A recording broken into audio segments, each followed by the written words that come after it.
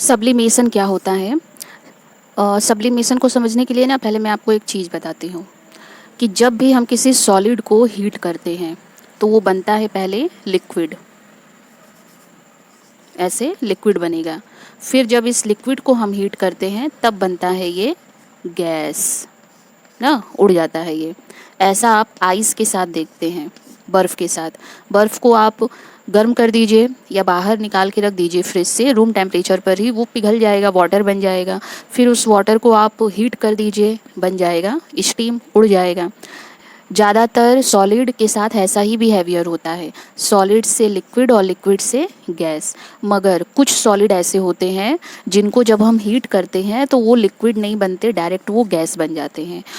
इसी प्रोसेस को हम सब्लिमेशन कहते हैं। सॉलिड को हीट करेंगे सीधे गैस बन जाएगा, या उसी को हम वेपर भी कह सकते हैं। और इसका उल्टा भी होगा, अगर हम गैस को ठंडा करेंगे तो डायरेक्ट सॉलिड बन जाएगा। जबकि होता ऐसे है, जो पानी का स्टीम होता है, मतलब स्टीम को ही भाप कहते हैं, तो उसको जब हम ठंडा करते हैं तो बनता है पहले लिक्विड। फिर उस लिक्विड को हम फ्रिज में रख देंगे और ठंडा कर देंगे तो बन जाता है आइस, सॉलिड। लेकिन जिन सब्सटेंस में सब्लिमेशन होता है उनके साथ उल्टा असर होता है। जिस तरह से उनको गर्म करने पर सॉलिड से डायरेक्ट वो गैस बन गए, लिक्विड नहीं बने, तो सेम जब उनको ठंडा किया जाता है तो वो गैस से डायरेक्ट सॉलिड बन जाते हैं, लिक्विड नहीं बनते हैं।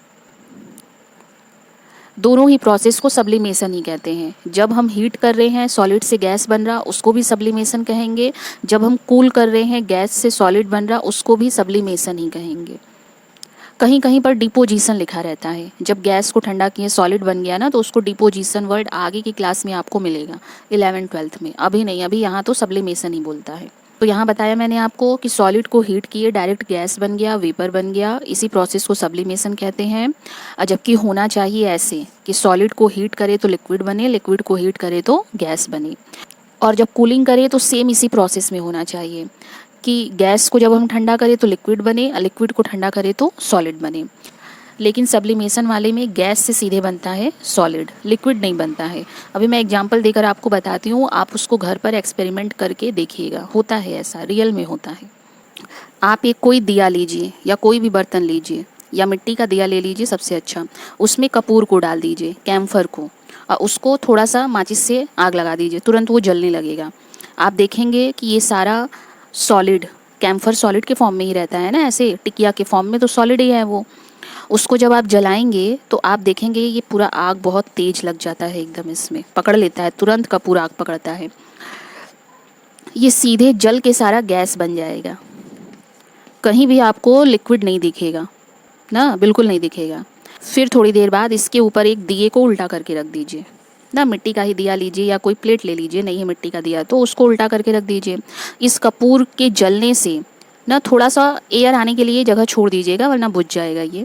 क्योंकि अगर इसको ऑक्सीजन नहीं मिलेगा तो जलना बंद हो जाएगा, जैसे कैंडल बंद हो जाता है जलना, वैसे। इस प्लेट को उल्टा करके रखा आपने, देखेंगे इसके ऊपर काला काला राख जमा हो जाएगा, बिल्कुल टाइट, एकदम सॉलिड के फॉर्म में एकदम ना, पूरा इसके ऊपर, प्लेट के ऊपर जमा हो जाएगा। फिर उसके बाद उस प्लेट को आप हटाइए, अब वो जो राख है उसको देखिए, उसको आपको खुरच खुरच कर हटाना पड़ेगा, बिल्कुल वो सॉलिड के फॉर्म में निकलेगा। हो गया, सॉलिड से पहले गैस चेंज हुआ, फिर वो जो गैस निकल रहा था उसी को आपने कंडेंस किया, ठंडा किया ऐसे प्लेट को उल्टा रख के, तो फिर से वो गैस सॉलिड बन गया, लिक्विड नहीं बना इसके ऊपर ना। तो जब भी किसी को काजल बनाना होता है, आप लोगों ने देखा होगा दिवाली के समय में सबके घरों में काजल बनाते हैं लोग, ये एक परंपरा होती है बनाने की। तो यही काम किया जाता है, कुछ भी डाल के काजल बनाएं लोग, लेकिन उसमें कपूर ज़रूर डालते हैं। कपूर इसीलिए डाला जाता है, एक तो वो जलेगा अच्छे से, और सॉलिड जलकर जब गैस बनेगा तो सीधे वो दिए के ऊपर सॉलिड के फॉर्म में इकट्ठा हो जाएगा। उसको खुरच कर निकाल लेते हैं, फिर उसमें जिसको जो भी मिलाकर लिक्विड बनाना होता है बना लेते हैं। कोई देसी घी मिलाकर बनाता है, कोई ऑयल मिलाकर बनाता है, जिसको जैसी ज़रूरत हो वैसा बना लेते हैं। बच्चों को लगाते हैं स्पेशली लोग वो काजल। सॉलिड को हीट किया, बन गया वेपर, गैस। गैस को ठंडा किया, कूलिंग किया, फिर से बन गया सॉलिड।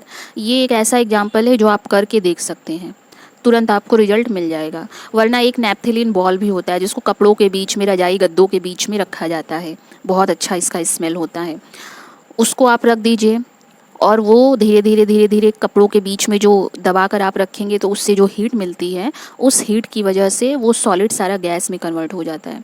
बहुत ज़्यादा नहीं, पूरे एक बक्से भर के रजाई में 2-3 ही डाला जाता है। अब पूरे रजाई गद्दे में अच्छी स्मेल आ जाती है। इसको इसलिए डालते हैं ताकि छोटे छोटे कीड़े मकोड़े दीमक ये सब ना लगे, और जो कपड़े महकने लगते हैं बहुत टाइम तक रखने की वजह से, वो भी ना हो, इसलिए लोग डालते हैं। जब आप सब्लिमेशन प्रोसेस करवा रहे हैं, कैम्फर को एक प्लेट में लेकर या दिए में लेकर आपने जला दिया इसको ना, फिर इसके ऊपर मैंने बताया आपको एक दिए को उल्टा करके रख दीजिए। इस पर सारा ये सॉलिड फॉर्म में यहाँ इकट्ठा हो जाता है। ऐसे गोल गोल नहीं इकट्ठा होगा, पूरा ऐसे काले कार्बन के फॉर्म में इकट्ठा हो जाएगा। अच्छा हाँ, ये मत दिमाग लगाइएगा कि कैम्फर है, इसको जलाएंगे, इससे जो वेपर बनेगा फिर से वो कैम्फर के फॉर्म में ही इकट्ठा होगा, ऐसा नहीं। क्योंकि यहाँ केमिकल चेंज हो रहा है। जब हम इसको जला रहे हैं तो एज अ केमिकल ये जल जा रहा है, और जलने के बाद बिल्कुल नया प्रोडक्ट आपको मिलेगा ना। ऐसा मत सोचिएगा कि जैसे आइस के साथ होता है ना, आइस तो एकदम अलग ही चीज़ है। जैसे आइस को आपने मेल्ट किया, वाटर बन गया, फिर वाटर को आपने हीट किया, स्टीम बन गया, फिर स्टीम को आपने कूल किया, वाटर बन गया, फिर वाटर को आपने फ्रिज में रख दिया, जम गया, आइस बन गया ना। कोई टेस्ट चेंज नहीं होता, कलर चेंज नहीं होता, यहाँ पर फिजिकल चेंज होता है। लेकिन जो हम कैम्फर को जला रहे हैं तो यहाँ केमिकल चेंज होगा, फिजिकल चेंज नहीं होगा। फिजिकल चेंज, केमिकल चेंज, ये मैं पहले के वीडियो में आपको बता चुकी हूँ, तो आप वहाँ से देख लीजिएगा। बहुत सारी चीज़ें ऐसी होती हैं जिनमें फिजिकल चेंज होता है, जैसे आइस में हो रहा। बहुत सारी चीज़ें ऐसी होती हैं जिनमें केमिकल चेंज होता है ना। चेंज ही 2 टाइप का होता है, तो इस चीज़ को लेकर कंफ्यूज मत रहिएगा। कुछ बच्चे थोड़ा ज़्यादा दिमाग लगा देते हैं ना, तो इसलिए मैंने क्लियर किया। अब ये जो कैम्फर है जिसमें सब्लिमेशन हो रहा है, तो उसको हम बोलते हैं सब्लिम। सब्लिमेशन एक प्रोसेस है, जिस सब्सटेंस में सब्लिमेशन हो रहा है उसको हम बोलेंगे सब्लिम ना। सब्लिम, वो जो सॉलिड जिसमें सब्लिमेशन प्रोसेस हो रहा है तो उसको हम बोलेंगे सब्लिम। फिर इसका जो वेपर निकला, इसको हमने इकट्ठा कर लिया, फिर से ये सॉलिड बन गया। लिक्विड यहाँ आया ही नहीं, ना सॉलिड के गैस बनने में, ना गैस के सॉलिड बनने में, लिक्विड आया ही नहीं। तो जब हम गैस को कूल किए, वो फिर से सॉलिड बन गया। तो अब जो सॉलिड बना है दोबारा, उसको बोलेंगे सब्लिमेट। ये 2 वर्ड है जो बहुत ही इंपॉर्टेंट है, और दोनों ही प्रोसेस को हम सब्लिमेशन ही कहते हैं। जब हम सॉलिड से गैस बना रहे हैं और जब गैस से सॉलिड बना रहे हैं, दोनों ही प्रोसेस को सब्लिमेशन कहते हैं। क्लियर? अब देखते हैं कि इसमें एग्जाम्पल क्या क्या होते हैं। मैं तो आपको कैम्फर का ही एग्जाम्पल बता रही हूँ, क्योंकि वो आप लोग जानते हैं, देखते हैं, एक्सपेरिमेंट करके भी घर में देख लेंगे। और भी बहुत सारे एग्जाम्पल होते हैं, वो भी आप देखते ही हैं।